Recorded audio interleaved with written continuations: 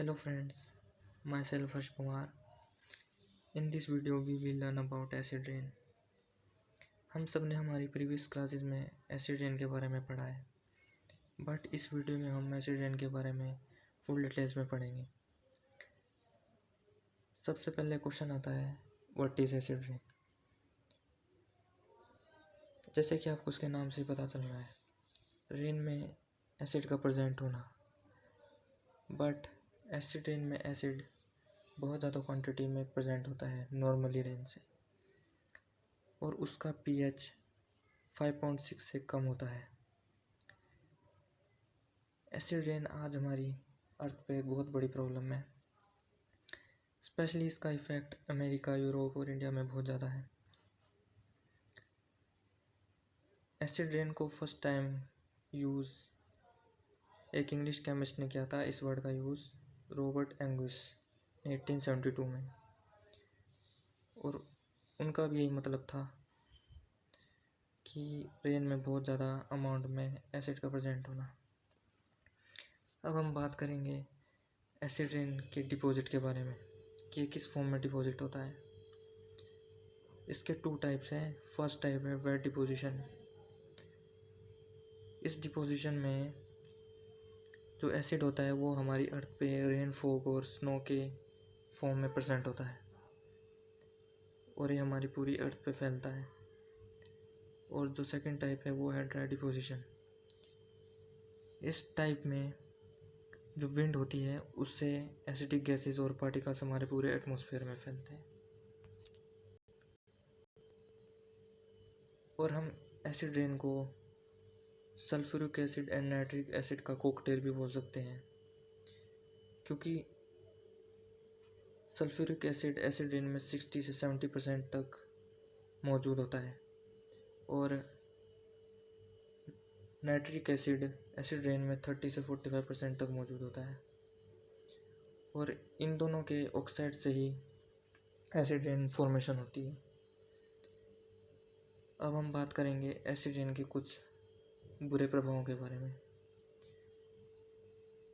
Acid rain का effect organism और non living thing दोनों पे ही इक्वल होता है, एसिड रेन का इफ़ेक्ट। अब हम बात करेंगे एक्वेटिक लाइफ पे इसके इफ़ेक्ट के बारे में। सबसे फर्स्ट पॉइंट है reduction in fish population. Acid rain से फ़िश की पॉपुलेशन पे भी बहुत गहरा असर पड़ रहा है। इसकी वजह से उनकी फूड चेन में भी डिस्टरबेंस हो रहा है, और यूएसए में हंड्रेड्स ऑफ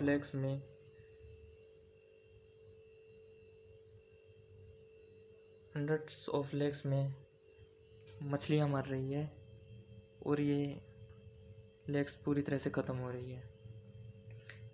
और सेकंड पॉइंट है killing of bacteria and algae.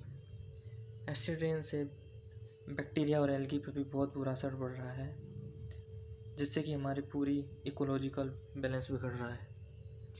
अब हम बात करेंगे इफ़ेक्ट ऑन टेरेस्ट्रियल इकोसिस्टम। इसका असर हमारी फॉरेस्ट की ग्रोथ पे भी पड़ रहा है।